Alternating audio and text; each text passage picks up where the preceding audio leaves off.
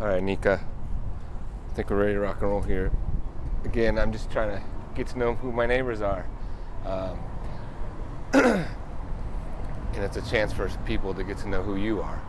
But I start, Nica, where were you born and raised? Tacoma, Washington. I was raised in Spanaway, Washington, which is like 15 minutes south of Tacoma. And were you raised with mom and dad or who? Just my mom. And any siblings? Yeah, I have two. I'm the middle child. My younger sister, older brother, and then my mom adopted one of my best friends and one of my sister's best friends. Gotcha. And what was home life like for you? She tried to make it as normal as possible, you know? Didn't really notice the difference. I mean, you don't really know, like, anything different if it's not, put before you, I guess, So, Yeah, when you're a kid, you just know this is what it is. yeah, Right. I never really questioned, why other kids had a dad and I didn't, or anything like that. So it didn't really affect me too much on the forefront, My mom was both, essentially. She did a really good job, I'd say. Nice. And when you were kids, what did you guys do for fun when you were younger? We had a field behind our house growing up, and so we would always go in the back and play in the field. It was just a big no man's land, and connected to a creek, and so we'd sometimes go back there and build forts, just normal kid stuff, Nice. I like it. And you go to school, like high school, and Yeah, I graduated high school. I turned down a sports scholarship, a basketball scholarship. so that was your thing, basketball. Yeah, I played basketball. Nice. I turned down the scholarship, though, to go to art school. Ended up dropping out to go to WSU. Well, transfer to WSU for advertisement and communication and advertisement was my major. I went to the Art Institute of Seattle. Tell me about the art. What type of art did you do? I did film. Oh, nice. Yeah, audio and film.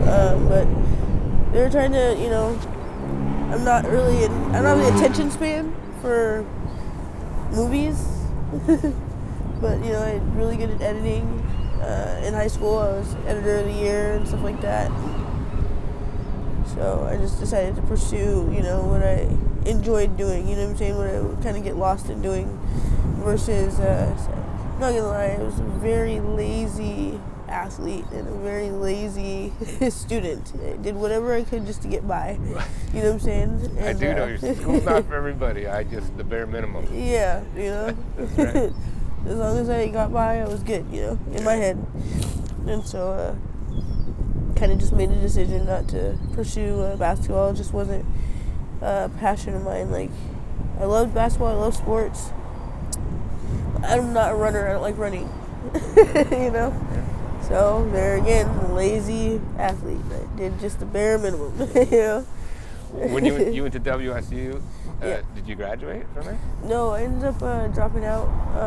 My grandpa ended up dying. It was just a really complicated situation, honestly. My mom got married, and so I ended up having to pay my way through school because they took away, my grants and stuff like that. And so yeah, I was working at Verizon there, and because I was new, I didn't have any tenure or anything like that. They wouldn't let me go home pretty much for Thanksgiving, and my grandpa ended up dying the day after Thanksgiving, and I was really distraught over it. Just kind of left and didn't go back. This is your mom's dad? Yeah. And was this like the only kind of male figure that you knew, per se? I mean, I guess. Were you guys close? We were close for the most part. My whole life he was stationed in Japan. Gotcha.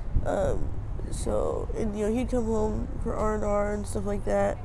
But I think he was only home maybe 2 years before he died. So yeah. So you didn't get to go home, and what did you do? I spent Thanksgiving by myself, which that wasn't too big of a deal. You know, I spoke to everybody over the phone and stuff, but yeah. Well, I guess my question is, where were you living? By WSU? I lived up, like, I didn't live in the dorms because I wasn't a freshman, and I was paying my own, you know, tuition and stuff like that. So yeah, I lived in an apartment with 3 other people. Yep, up by the Jack in the Box or whatever. And Gotcha. yeah, so, I mean, even they were gone, you know. So I had. Yeah, because everyone first Thanksgiving. Yep. They go home. Yep. So, yeah, but I had to work Black Friday. Oh, right. Yep. Gotta make job. those sales. Gotta make the sales. I made my sales, but you know, I couldn't lose my job because I could go home. paid my tuition, you know, and so kind of just, yeah. And so, I assume you were like, what, 19 or something like that? I was turning 20. And so, when did you come back? Or where did you go after that, I guess? Huh? Where did you go after you left that area? Did you go back to Tacoma? After Poland? Yeah. Seattle? So I would drive home just about every weekend. Went and bought a car out in Oregon, a stick shift. And that was my little commuter car. I didn't know how to drive a stick. Like 7 different people taught me. They all had their own little tips and stuff like that. So, I mean, it worked. I learned in like 2 days, so it was pretty cool. But yeah, that was my commuter car. So, yeah, I would drive home every weekend, mostly just to see, you know, this interest of mine. But yeah, I just went back home to Tacoma and help with the funeral arrangements and stuff like that. And, you know, I planned on coming back, but because I left in the middle of a quarter and all this, that, you know, the Department of Education basically, like, fined me fucking a whole bunch. It was crazy, actually. It was kind of fucked up, but it was crazy. So I didn't even end up going back out there, you know. So did you move in back with your mom? Yeah. Gotcha. Yeah, I did. I think. Yeah, I did, yeah. I had to think about it. Yeah, okay. No, yeah. I moved out shortly, though, because I ended up getting with that girl that I spoke of earlier, and we ended up living together for 7 years after that. Yeah, great. Yeah, close to 7 years. So, I always planned on going back to school, but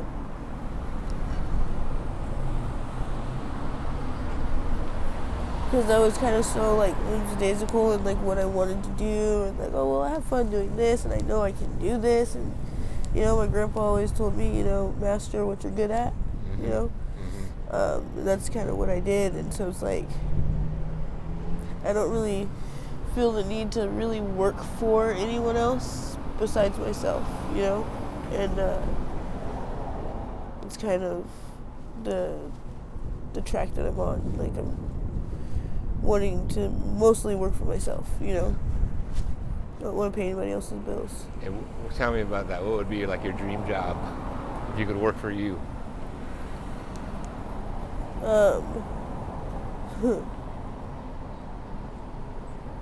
You know, probably the same thing. Like, I still have the same, like, aspirations, you know what I mean? It's just kind of just like,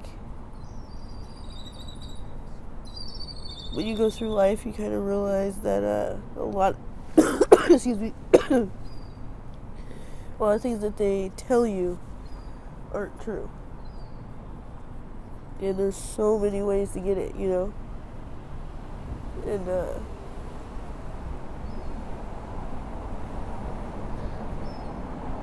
yeah.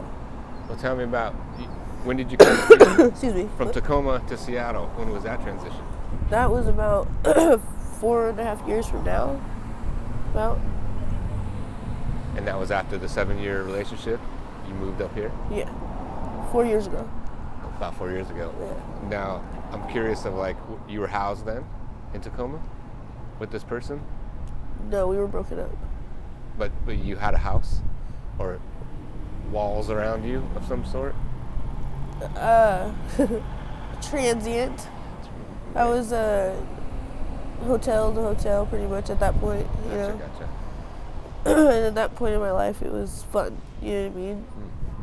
You didn't really think much of it, you know. Things got pretty real when I came out to Seattle. Yeah, well, tell me about that. What was that transition like? Horrible, actually. It's a really bad transition. Even thinking back on it, it's not something I would want to relive. I'm glad I went through it. You know what I mean? Just because facing adversity kind of builds a lot of character, you know? And That's what they say. I mean, do they? Somebody says that. Well, yeah, I had to overcome a lot of obstacles out here, so I didn't have to do back home. Just certain things, you know, from your hometown, you know what I'm saying, you don't have to worry about. You don't have to face, you don't think about, you know, because people know you, you know. And so I didn't really account for that when I moved out here. Because you were just like, you didn't know anybody, just you alone. No, I was with a friend of mine and my girlfriend at the time. We were together at that point, me and her were together for about a year and a half. And my friend Roxy came out here a couple times. We'd go back and forth. And this was around the time we were in Fife. And some little girl had gotten kidnapped by some dude. Her posters were everywhere, you know, and they like pinpointed the girl to those 4 hotels in Fife: the Port of Tacoma, the Glacier, the Roadway, and the Travelodge. And apparently the dude that kidnapped her had sold her to some pimps, they said. And my girlfriend at the time, she's shorter than me, a little bit smaller than me, looks like, from afar, looks like a kid. And so they zoned in on us. Oh, gotcha. U.S. Marshals knocking on our door, and yeah, it was not pretty. So we left. Gotcha. Yeah, and she paid, like, my friend Roxy paid like $300 for a taxi. Up to Seattle. Up to Seattle, yeah. Yep. And we checked out of our room because we were going to end up sharing a room with her once we were up here. And we get to her doorstep, she's leaving. She's running out the door. She's like, I gotta go, I'll be right back. You know, I have a joke, I gotta go. I'm like, okay. She's like, just here's my half of the rent, just pay it. You know, when they come, knock on the door. You have your half, right? We're like, yeah. I'm like, okay. Well, things didn't work out like that. She never came back. She got arrested, apparently. We didn't know at this time, and we ended up getting kicked out because somebody that was a regular out here, kicked out from that hotel, was knocking on the door because they liked Roxy, I guess. He wanted to talk to her or whatever. They're like, you're not supposed to be here. He's not supposed to be here. You guys all gotta go. You have to leave. Get out. You know. And so we're walking down Aurora, bags in tow, calling her. She's not answering, and we stumble upon the Commons on 90th and Aurora. We were one of the first people for them to sponsor us for a hotel room, and they paid for 2 days. And we paid from then on, but it was under their name. So, yeah. So, I mean, we kind of got out of a little situation there, thanks to the Commons. Shout out to the Commons. Yeah, They're very good people. Yeah, they are. And we became officially homeless. COVID hit. Oh, yeah. We were staying at the Everspring Hotel. It was the same hotel that the COVID sponsored us. We were there for a while. And, yeah, it was a madhouse there. But the owner did some I'm surprised he was able to open back up, honestly. Because, yeah, he did some illegal things just to get us out, and we had a lot. COVID's happening. Yeah. And he kicks us out. Kicks you out. Yeah. What he did was he boarded up our rooms. Some of us were in our rooms when he was doing it. Put notices on our door saying that we were being evicted. Yeah, that was that. We had to get out. Or he was calling the police, and people that had warrants, they were like, I'm out, and some people were like, fuck that, like, I know my rights. Yeah. You're not kicking me out, Some people weren't on their name wasn't on their room, so they kind of were shit out of luck at that point, even if they wanted to stay, and it kind of just became more of a madhouse. He turned off the lights, and the people, all of our stuff. My homeboy, we had to get a crowbar, and he was sleeping when he boarded him in,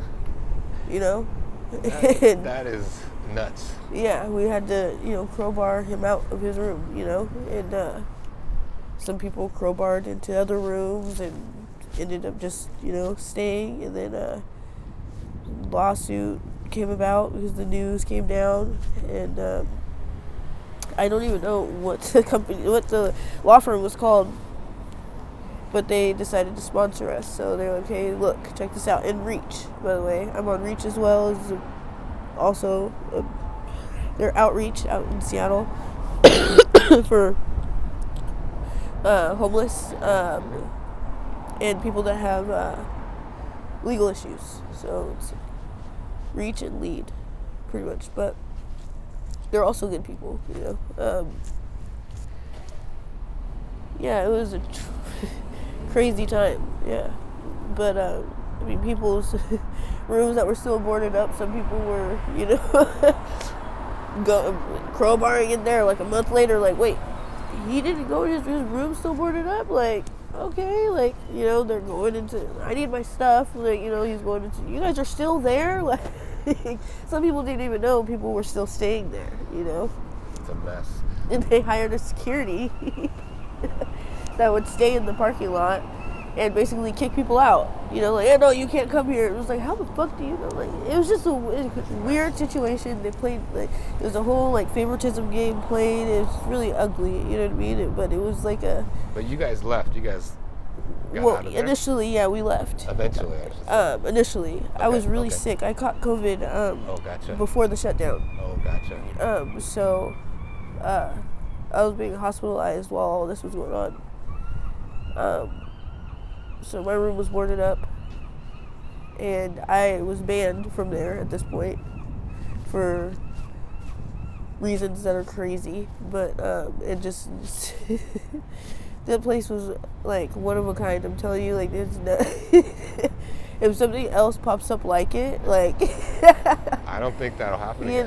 Like it's just like there's too much that is like, what the, like, I still have video of the first time we were ever booted from our room because we didn't pay rent on time.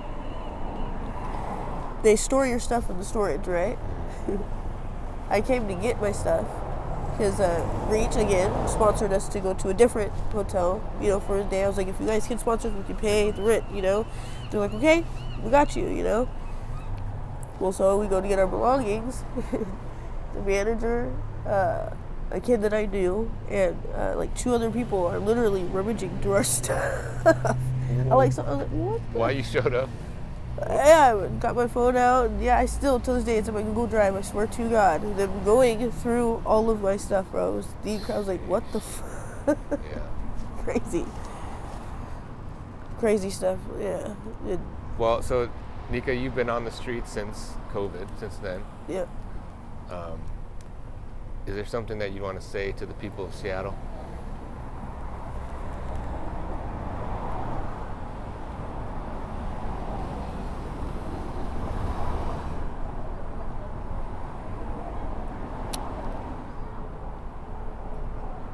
I guess it depends on, like, who we're talking to,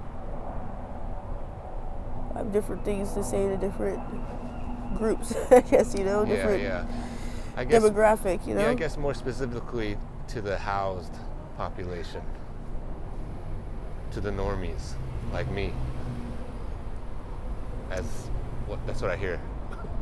I mean,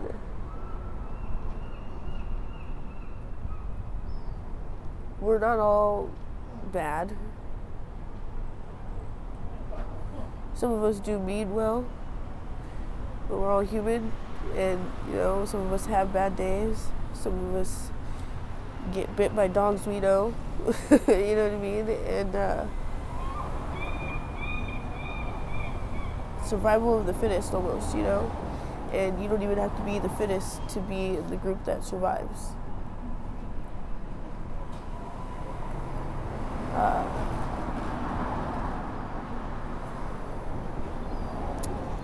We're not circus animals either. We get stared at a lot. I mean, right before I saw you, actually, I went to use the bathroom at a restaurant right here. And he let me use the bathroom, and he's making it quick. I'm like, okay, cool. Made it quick, and because he let me use the bathroom, I was gonna buy some food, Never been in there before, reading the menu. In the middle of me reading the menu, he scoffs and goes, "You're just wasting my fucking time. Get the fuck out." I said, "What? What did I do?" He goes, "I have the right to refuse service." I said, "Yeah, you do, but what did I do? I'm gonna leave, that's fine. If you don't leave, I'll call the cops." That doesn't move me, sir. You threatening to call the cops does not move me. You asking me to leave is what's gonna get me out the door. But I still would like to know what I did wrong. You're just wasting my time. How do you know that? He looks me up and down, he goes, "I know people like you." So it's like interactions like that kind of makes a person jaded, Yeah, I can imagine. It hurts because it's like, I'm not dressed the best because I live out of my car. But I didn't do anything to anybody to be treated like I'm less of a person, And that's almost on a daily basis. I mean, there's times where we'll go and get clothes just to go grocery shopping. You know what I mean? And we still get messed with. That makes a person want to do everything you're accusing us of, But that's not the answer, I don't know what the answer is because I don't feel like I'm the problem.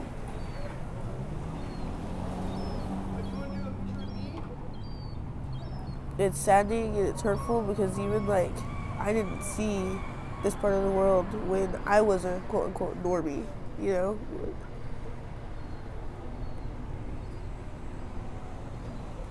People just need to open their hearts and their minds a little bit. Yeah, I guess even asking that question, when I asked and said, people like me, I'm a normie, I'm already separating. And within that question of us and them, it's just like, and I'm not even conscious of it. You have to bridge the gap at some point, so it's understandable, Yeah. Why you're asking the question and how you ask the question too. There's no disrespect in it, or behind it, and so it's not going to be taken that way. Yeah. Intent has a lot of weight on things, Yeah. Again, I'm doing this for the housed people that I'm trying to change the narrative and say, this is a person. Yeah. This is a human being. Because some of the things that I hear and read, it blows my mind. And so this is Nica. She's a person. Yeah. Like a restaurant owner guy. Yeah. This is a person who wants to order some food. For, as a thank you. Thanks for letting me use the restroom. I'm going to buy some food from you. Yeah. And there's this judgment already that's so quick. Yeah. I hope to change that. I'm sorry that happened.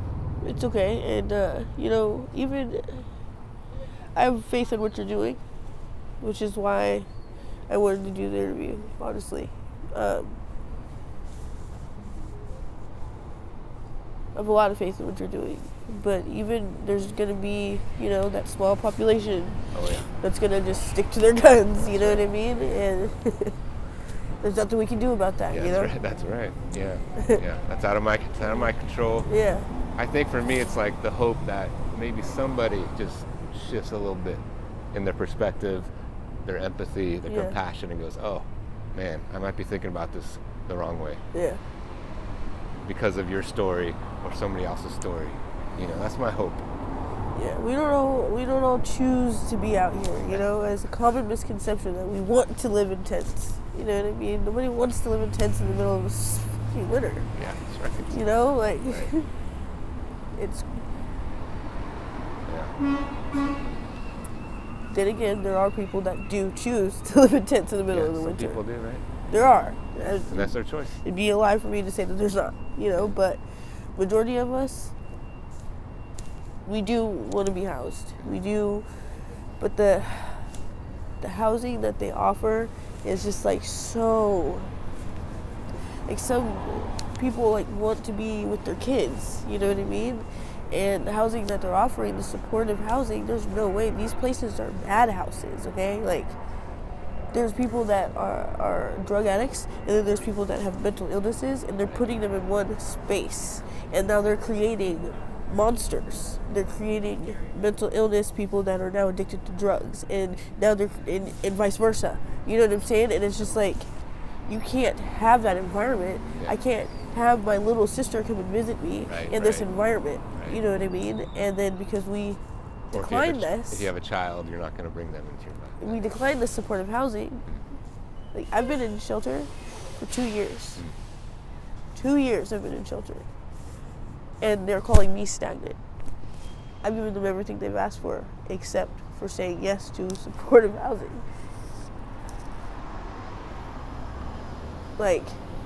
Some people have gotten their Section 8 voucher, and they have a regular apartment.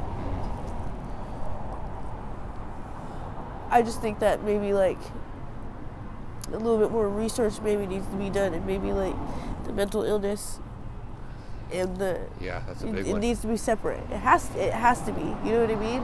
And then you can contain. Yeah. But until then, there's not gonna these buildings that they're building, all these. Oh yeah, we have these properties that we're building for all the homeless, and then it's all these neighborhoods, the crime rate is gonna go up. I guarantee it. I've seen it. 4 other buildings. It's the same thing over and over and over and over again. They're not doing anything different. Yeah. And then the people that, me, refuse to live there, are back on the streets. Yeah, it's complex, it's complicated. I don't know the answer. I don't know. I think for me, I'm I know this part. Yeah. The connection, and this is your story, and that's what I'm trying to do. Well, thank you. I appreciate it. Nica, thanks for your time. Yeah, appreciate it. You open for a hug? Yep. Thank you so much. Appreciate it. No problem. Let me grab that little mic and we'll take a couple photos.